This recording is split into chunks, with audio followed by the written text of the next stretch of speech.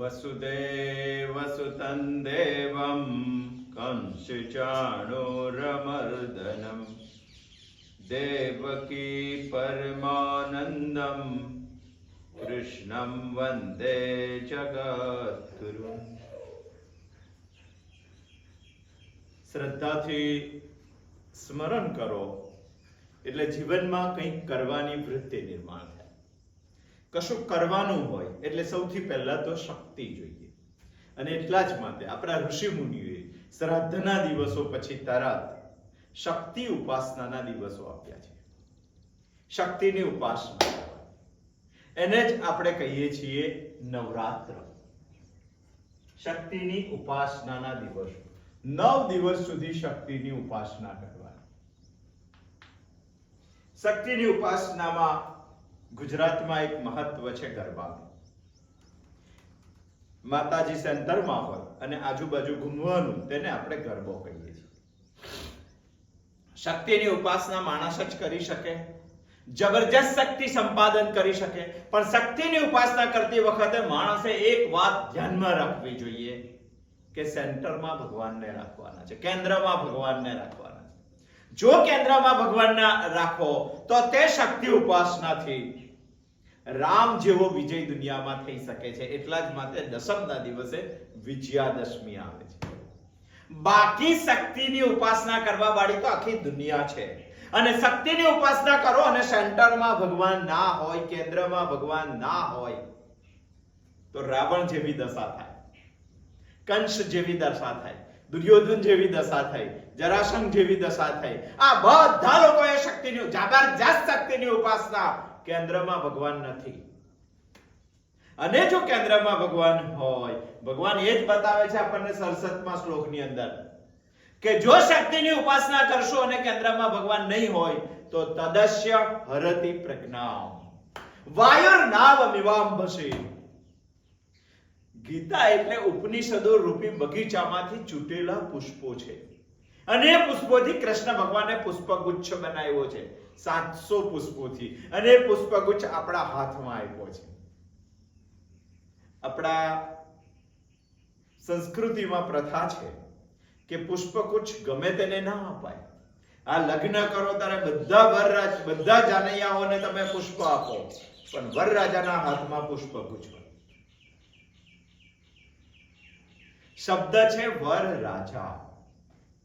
જેને જીવનમાં કોઈ વ્રત લીધેલું છે અને વ્રત લીધેલો વ્યક્તિ રાજા બની શકે છે, આવો જે ઇન્સાન આ દુનિયામાં છે તેના હાથમાં પુષ્પગુચ્છ હોય છે. ગીતા રૂપી પુષ્પગુચ્છ પણ હાથમાં આવ્યા પછી આ દુનિયામાં વરરાજા તમે બની શકો છો. બાકી પુષ્પો તો બધા લે છે, અને ભગવાને આ પુષ્પગુચ્છ બનાવેલો છે. કઠોપનિષદનું એક પુષ્પ ભગવાને ઉઠાવ્યું છે. કઠોપનિષદ કહે છે કે આ શરીર એક રથ છે. બહુ જ ધ્યાનથી સાંભળો. અને એ જ વાત ભગવાને અહીંયા 67મા શ્લોકમાં કરી. ઇન્દ્રિયાણામ હિ ચરતામ યન્મનોનુ વિધીયતે તદસ્ય હરતિ પ્રજ્ઞા વાયુર્નાવમિવાંભસે. બહુ સુંદર વાત કરે છે. કઠોપનિષદ કહે છે કે આ શરીર એક રથ છે.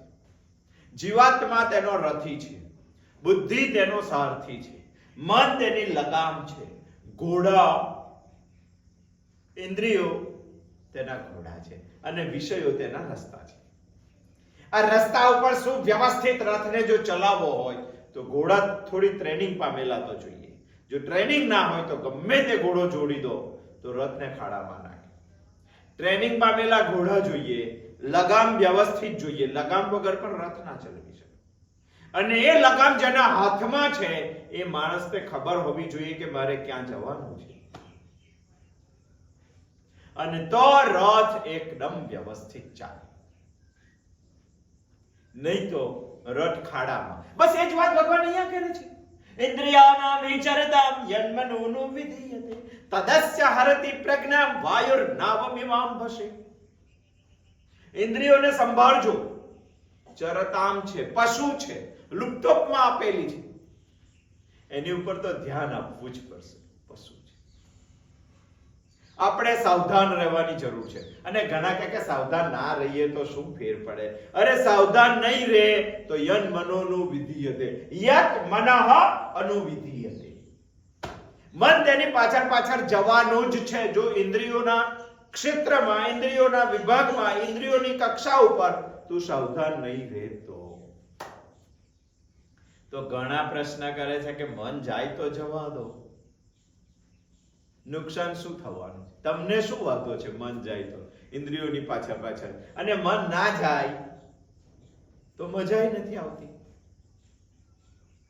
અરે જવા દો ભાઈ, પણ મનને અરીસા તરીકે જવા દો, કેમેરા તરીકે ના જવા દો.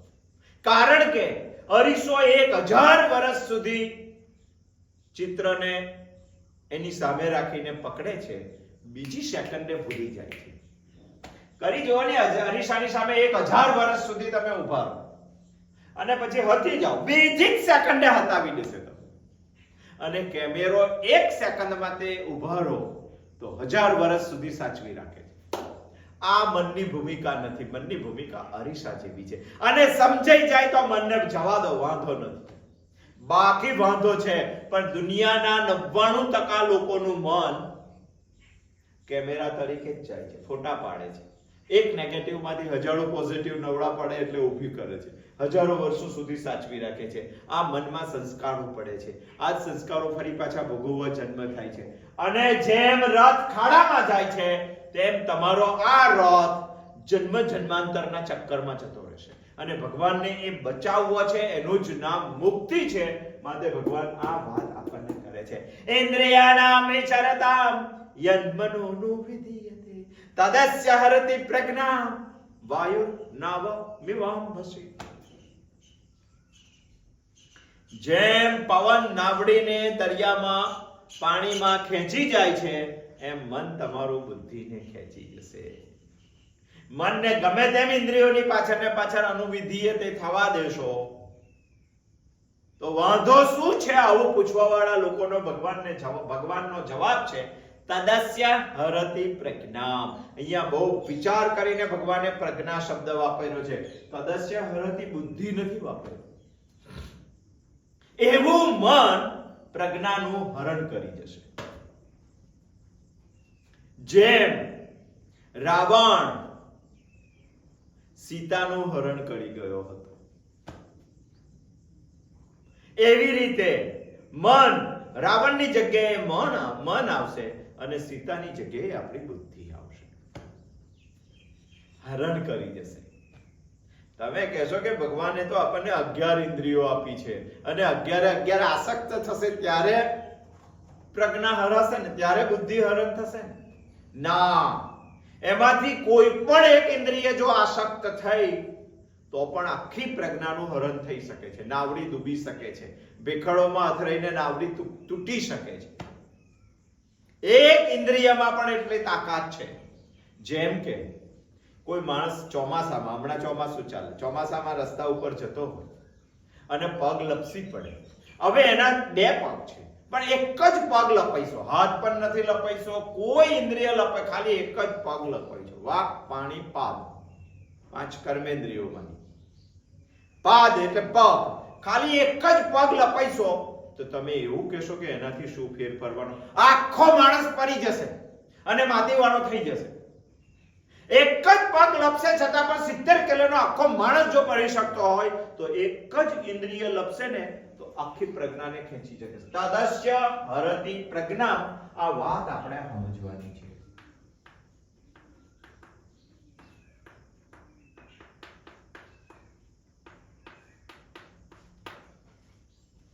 આખી બુદ્ધિને ખેંચી જશે. જેમ રાવણ સીતાનું હરણ કરી ગયો તે તદસ્ય હરતિ પ્રજ્ઞા. ઘણા બધા એવું કહે છે કે બુદ્ધિને ખેંચી જાય એટલે બુદ્ધિનો નાશ થઈ જાય. અહીંયા હરતિ શબ્દ એટલે નાશ નથી. અહીંયા હરતિ શબ્દ એટલે ખલાસ નથી. અહીંયા હરતિ શબ્દ એટલે અબુદ્ધિ નથી, બુદ્ધિ વગરનો એવું નથી. જબરજસ્ત બુદ્ધિ હોય છે. રાવણમાં કેટલી બુદ્ધિ હતી, જબરજસ્ત બુદ્ધિ. પરંતુ તદસ્ય હરતિ પ્રજ્ઞા રાવણને લાગુ પડે છે, દુશાસનને લાગુ પડે છે.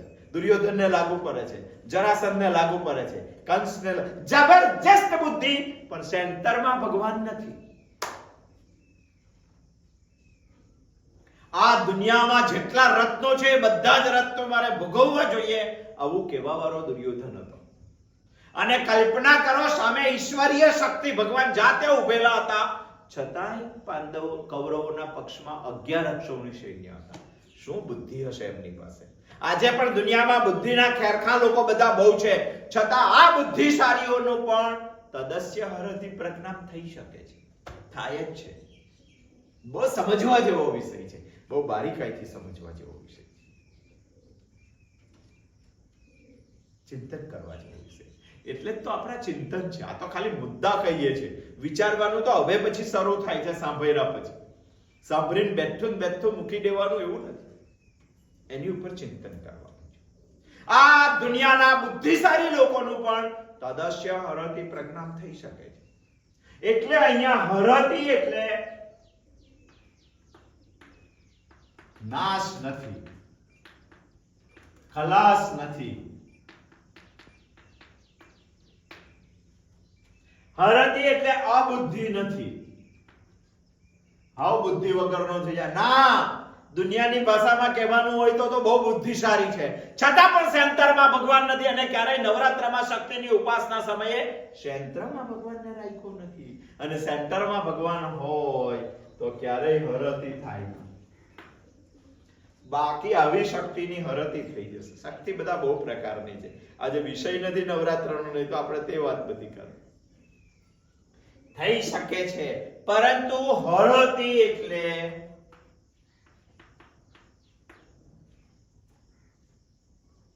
આય નહીં, આપણ નહીં, પરંતુ એનું નામ આપ્યું છે કુબુદ્ધિ. આખર બુદ્ધિ હોય, આપણી દ્રષ્ટિથી જબરજસ્ત સાયન્ટિસ્ટ બની ગયો હોય માણસ, દુનિયાનો લેન્ડલોર્ડ બની ગયો હોય માણસ, પરંતુ તેને કબુદ્ધિ કહેવાય.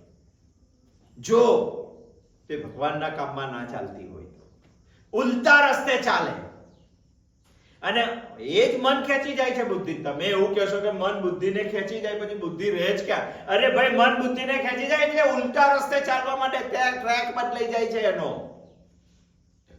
મનના તાબામાં બુદ્ધિ જતી રહે છે, એને જ કહેવાય છે તદસ્ય હરતી પ્રજ્ઞા. મનના તાબામાં બુદ્ધિ થઈ જાય છે. લગામ એવું કે તું ખેંચ તો ખેંચ, હું આ બાજુ નહીં આવું, એટલે સારથી લગામના તાબામાં આવી જાય છે. થોડુંક ઉલટું ચક્ર ચાલે છે, એને તદસ્ય હરતી પ્રજ્ઞા. કેવું ઉલટું ચક્ર ચાલે છે? આ દુનિયાના વિષયોના તાબામાં આવી જાય છે ઇન્દ્રિયો, ઇન્દ્રિયોના તાબામાં આવી જાય છે મન, મનના તાબામાં આવી જાય છે બુદ્ધિ. આને કહેવાય છે હરતી પ્રજ્ઞા. હરણ શબ્દ અને સંહરણ શબ્દ ભગવાન આગળ વાપરતા હતા, એમાંનો જ આ શબ્દ છે હરતી પ્રજ્ઞા, તદસ્ય હરતી પ્રજ્ઞા. આ બાપે આ માં સાથે લગ્ન કરેલું છે, અને આ માં હંમેશા છોકરાઓનું ખેંચે છે.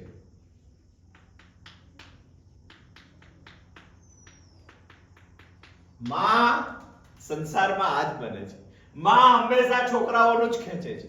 આ બે તો લગ્ન કરેલું છે. જો આ અહીંયા જશે, છોકરાઓનું ખેંચશે, તો આને બાપની બાંહ પકડીને આની સાથે જવું પડશે, અને આ 3 જણનું યુનિયન થઈ જશે. અને આ 3 જણનું યુનિયન વિષયો તરફ જશે, તો તેને કહેવાશે હરતી, તેને કહેવાશે હરણ. બુદ્ધિના તાબામાં મન હોવું જોઈએ, મનના તાબામાં ઇન્દ્રિયો હોવી જોઈએ, અને ઇન્દ્રિયોના તાબામાં વિષય હોવો જોઈએ, તો તેને કહેવાય છે સંવરણ. અહીંયા ઊંધું થઈ જાય છે. ઇન્દ્રિયાણામ હિ ચરતામ યન્મનો વિધીયતે તદસ્ય હરતિ પ્રજ્ઞામ વાયુર્નાવમિવાંભસે. ખેંચી જાય છે.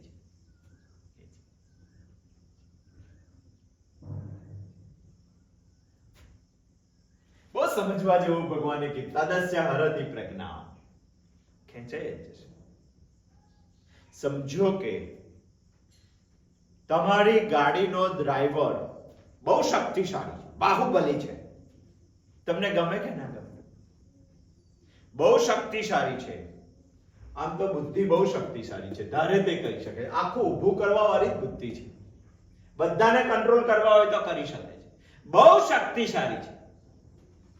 ભગવાનનો ભગત પણ છે. ભગત શબ્દ વાપરો છો, તમને ભક્ત લાગે છે, ભગવાનનો ભગત પણ છે. સજ્જન માણસ પણ છે, સાચો માણસ પણ છે, પ્રમાણિક માણસ પણ છે, ભગત માણસ પણ છે.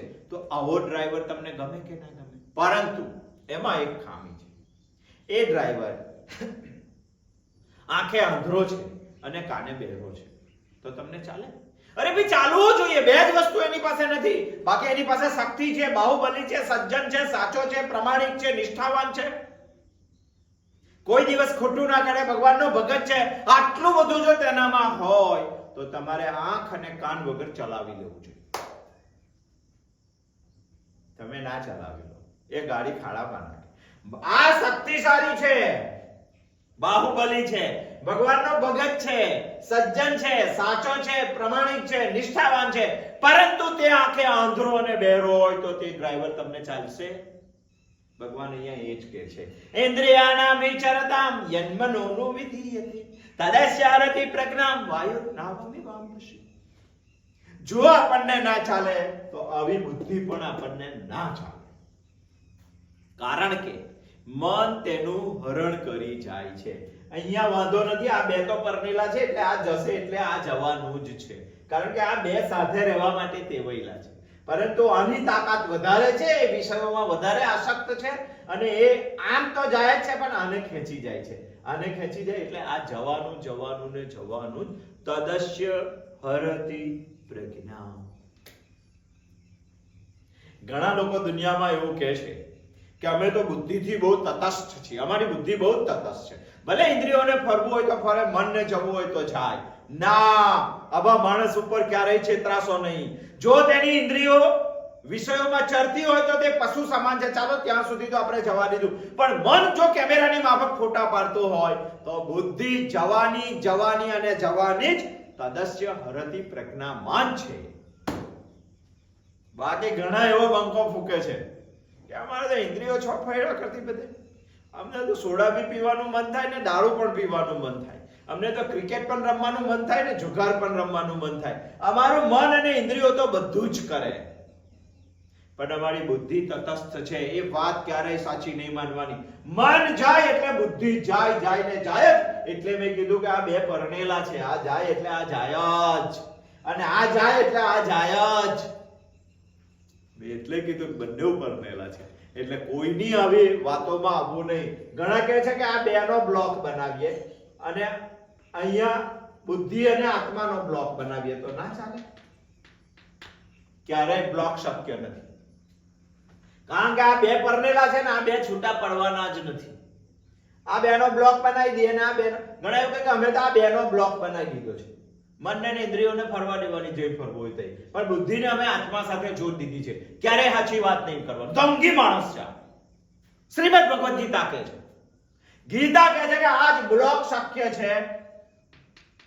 આત્મા, બુદ્ધિ, મન, આટલો બ્લોક જેને બનાવી દીધો અને આ બ્લોક ઉર્ધ્વ તરફ જવા માંડ્યો તો તે બ્લોક બરાબર છે. બાકી આ બે તો સાથે જ રહેવાના. ક્યાંક તો પછી આવો બ્લોક બનશે. મન, બુદ્ધિ અને ઇન્દ્રિયો, આ બ્લોક બનશે અને આ બ્લોક નિમ્ન તરફ લઈ જાઓ. અહીંયા પ્રજ્ઞા હરતિ હરતિ હરતિ તદસ્ય હરતિ પ્રજ્ઞા. આ બ્લોક બને કારણ કે આ બે સાથે રહેવાના છે ભાઈ, સાથે રહેવાના. જો આ તરફ બુદ્ધિ અહીંયા આવે, મન અહીંયા આવે.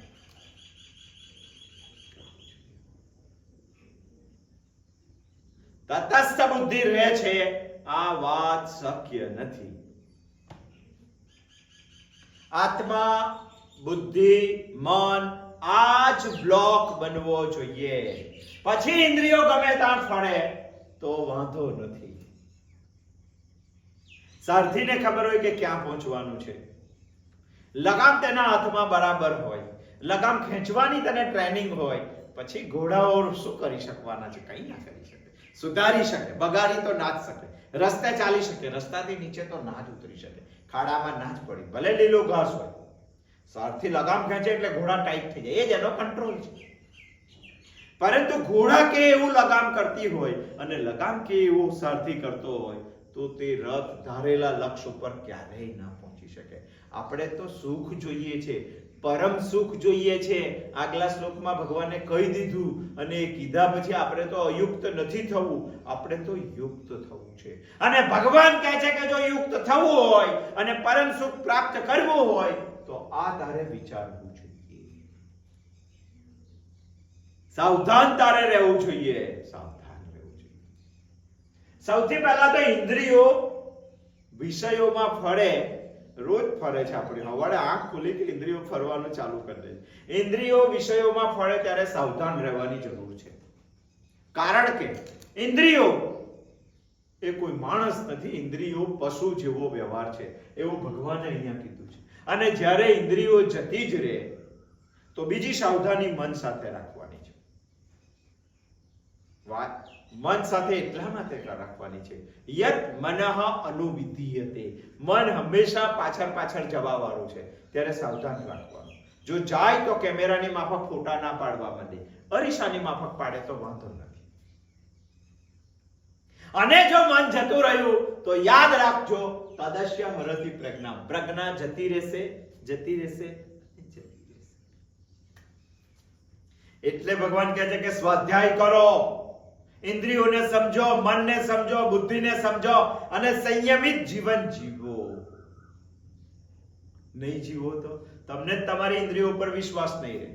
એક વખત દેવોને સંજીવની વિદ્યા જોઈતી હતી, તો સંજીવની વિદ્યા માટે એટલા માટે કે યુદ્ધ કરે તો જેટલા રાક્ષસોને મારે એટલા રાક્ષસો ફરી પાછા જીવિત થઈ જાય. રાક્ષસોના એક ગુરુ હતા શુક્રાચાર્ય, અને શુક્રાચાર્ય પાસે માણસને જીવન આપી દેવાની, જીવિત કરી દેવાની એક વિદ્યા હતી, જીવ પ્રદાન વિદ્યા, સંજીવની વિદ્યા. અને આ વિદ્યા દેવો પાસે નથી. અને દેવો એક સભા ભરી નક્કી કર્યું કે આપણે નક્કી કરીએ, ચાલો આપણે એ વિદ્યા ભણવી છે. પણ જાય કોણ? એક પણ દેવ તૈયાર ના થયા. કેમ? કારણ કે કદાચ પોતાનો દીકરો ત્યાં સંજીવની વિદ્યા ભણવા જાય અને દાનવ બની જાય તો. મને મારા દીકરા ઉપર વિશ્વાસ હોવો જોઈએ કે ગમે તેવી પરિસ્થિતિ આવે તો નહીં બદલાય. મને મારી ઇન્દ્રિય ઉપર વિશ્વાસ હોવો જોઈએ કે ગમે તેવી પરિસ્થિતિ આવશે તો પણ મારી ઇન્દ્રિય લપસશે નહીં. નહીં તો એક ઇન્દ્રિય લપસશે તો આખા માણસને પાસ. દેવો ના તૈયાર થયા, પણ દેવોના ગુરુ બૃહસ્પતિ, એમને પોતાનો દીકરો કચ્છ, શું નામ હતું, કચ્છ, એના ઉપર વિશ્વાસ હતો કે આ નહીં બગડે, એને મોકલો. અને કચ્છ જાય છે, શુક્રાચાર્ય પાસે વિદ્યા ભણે છે. પણ શુક્રાચાર્યની પુત્રી, ગુરુપુત્રી દિવ્યાની એને પ્રેમ કરવા લાગે છે. બહુ લાંબી સ્ટોરી છે, આપણે ક્યારેક એના વિશે પણ જોશું. કેવી પરિસ્થિતિમાંથી કચ્છ પ્રસાર થાય છે. પણ પોતે જે લક્ષ્ય લઈને આવ્યો તે લક્ષ્ય કચ્છને યાદ છે, અને કચ્છને યાદ છે માટે કોઈ બાબતમાં લપસતો નથી. શુક્રાચાર્યના પેટમાં જવું પડે છે, અને પેટમાં જવું પડે છે, અને દેવ્યાની આગ્રહ કરે છે કે ગુરુજી આને તો બહાર કાઢવો પડશે, આના માટે મને પ્રેમ થઈ ગયો છે પિતાજી. પણ એ એવું કહે છે કે એને બહાર કેવી રીતે કાઢું, મારું મૃત્યુ થાય પછી બહાર નીકળે, પેટ ચીરવું પડે. તો ગુરુજીને એની છોકરી જ શિખામણ આપે છે કે ગુરુજી તમે પહેલા એને સંજીવની વિદ્યા શીખવાડી દો, પછી બહાર કાઢશો તો એ તમને સજીવન કરી દેશે. અને ખરેખર એવું થયું.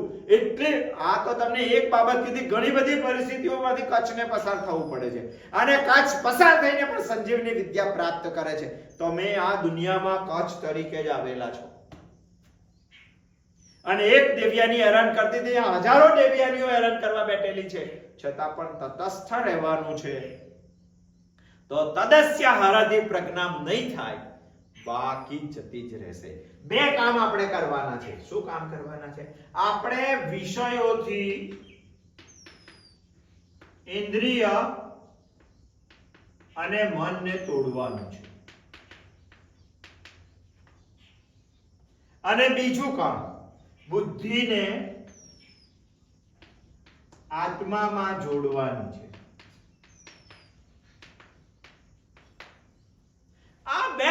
સંવરણમાં ભગવાને સમજાવ્યા હતા. ઇન્દ્રિયોને વિષયોમાંથી પાછી લેવાની અને મનને બુદ્ધિને આત્મામાં લગાડી દેવાનું, મનને આત્મામાં છોડી દેવાનું. પણ આ મન આ ઇન્દ્રિયો સાથે અહીંયા ભગવાને વાત કરી છે એટલે આપણે અહીંયા આ વાત કરીએ છીએ. આ જે તોડવાનું છે એનું જ નામ આપણી સંસ્કૃતિએ આપ્યું છે સંયમ, અને જે જોડવાનું છે એનું નામ આપણી સંસ્કૃતિએ આપ્યું છે ભક્તિ. આ દ્રષ્ટિથી આ બે વાતો કરવાની. ઉપવાસ આ દ્રષ્ટિથી આવ્યો, વ્રતો આ દ્રષ્ટિથી આવ્યા. ઇન્દ્રિયોને વિષયોમાંથી તોડવાની છે એને જ કહેવાય છે સંયમ, અને બુદ્ધિને આત્મામાં જોડવાની છે એને જ કહેવાય છે ભક્તિ. આ દ્રષ્ટિથી જો સમજ્યા હોય તો આ બે આપણને મુક્તિ અપાવશે, અને નહીં સમજ્યા હોય તો હજારો જન્મ સુધી કરશો તો પણ તેનું પરિણામ ઝીરો, કઈ પરિણામ નહીં. અને ભગવાન તો અહીંયા એવું કહેવા માંગે છે કે તમે એટલે ઊંચે વધી ગયા, એટલે ઊંચી વધી ગયા કે તમારી બુદ્ધિ, અરે તમારી બુદ્ધિને પ્રજ્ઞા કરવી હશે તો આ બે બાબતો જરૂરી છે. આ બે બાબતો કરશો ત્યારે તમારી બુદ્ધિ પ્રજ્ઞા બનશે. આવી રીતે સમજીને શ્રીમદ ભગવદ ગીતાને, અને આ બે બાબતો કરશો ત્યારે બુદ્ધિ પ્રજ્ઞા બનશે. બુદ્ધિ પ્રજ્ઞા બન્યા પછી પણ જો આ સતત સાવધાનીપૂર્વક ચાલુ નહીં રાખો તો તે પ્રજ્ઞાનું પણ હરણ થઈ જશે. ભગવાન એટલા માટે પ્રજ્ઞા શબ્દ સમજાવે છે. તદસ ઇન્દ્રિયાણામ હિ ચરતામ યન્મનોનુ વિધીયતે તદસ્ય હરતિ પ્રજ્ઞા વાયુર નાવ વિવાંપશે. આવી પ્રજ્ઞાનું પણ હરણ થઈ જશે. આ બે કરશો ત્યારે બુદ્ધિ પ્રજ્ઞા બનશે, અને પ્રજ્ઞા બન્યા પછી પણ જો આ બેને ધ્યાન નહીં આપો તો તેવી પ્રજ્ઞાનું મન હરણ કરી લેશે, ઇન્દ્રિયોની પાછળ પાછળ જવા માંડશે, વિષયમાં જતું રહેશે, જગતમાં ઓળઘોળ થઈ જશે, હરણ થઈ જશે, સંહરણ નહીં થાય. એટલે ભગવાને અહીંયા એક દ્રષ્ટાંત આપ્યું છે, વાયુર નાવ મિવાંસી. નાવડીને જવું છે આ બાજુ, હોડીને, નાવને, પરંતુ પવન છે આ બાજુ. શઢવાળી નાવડી છે.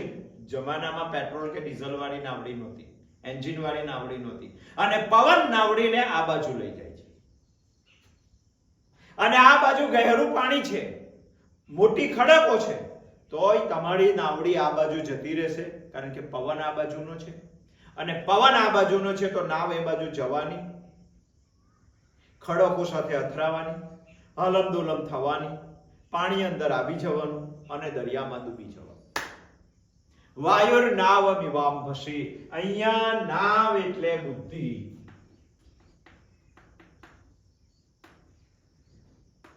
અહીંયા વાયુ એટલે મન, અને અહીંયા પાણી એટલે સંસાર, વિષયો, જગત. આ નાવડીને સંસાર સાગર પાર કરાવવાનો છે તો જ મુક્તિ છે.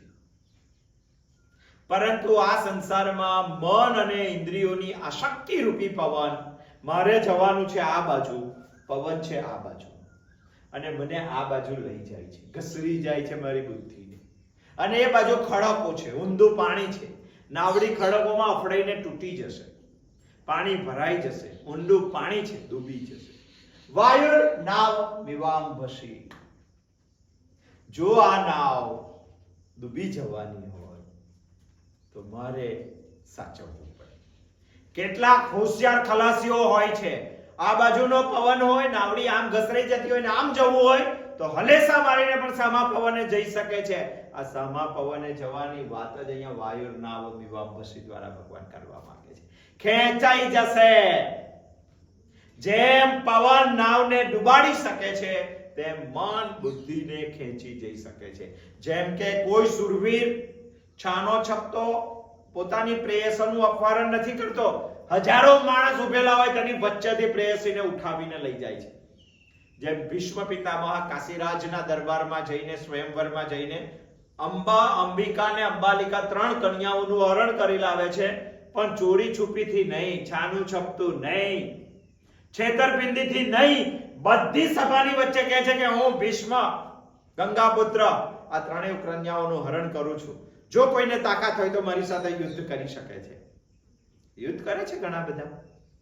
બધાની વચ્ચેથી બાહુબલી પોતાની પ્રેયસીને ઉઠાવીને લઈ આવે છે. એવી રીતે મન બધાની વચ્ચેથી પોતાનો પ્રિયતમ બુદ્ધિને ખેંચી જઈ શકશે. તદસ્ય હરતિ પ્રજ્ઞા. અને જો આમ થશે તો ભગવાન એનું એક દ્રષ્ટાંત આપે છે. જેમ દરિયામાં પાણીમાં નાવને પવન ખેંચી જાય છે તે રીતે નાવને આ બાજુ જવું છે, પવન આ બાજુ લઈ જશે. આ બાજુ ભયંકરતા વધુ છે અને એ બાજુ ભયંકરતા વધુ છે તો નાવ ડૂબવાની છે. બસ આ સમજાવવા માટે ભગવાને આ શ્લોક આપણને કીધો છે.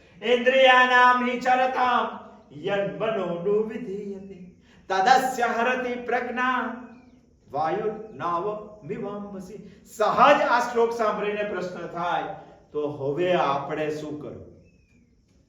આ શું કરવુંનો જવાબ ભગવાન 68મા શ્લોકમાં આપે છે. આવતા સોમવારે આવશું આપણે 68મો શ્લોક જોશું. અસ્તુ. જય શ્રી કૃષ્ણ.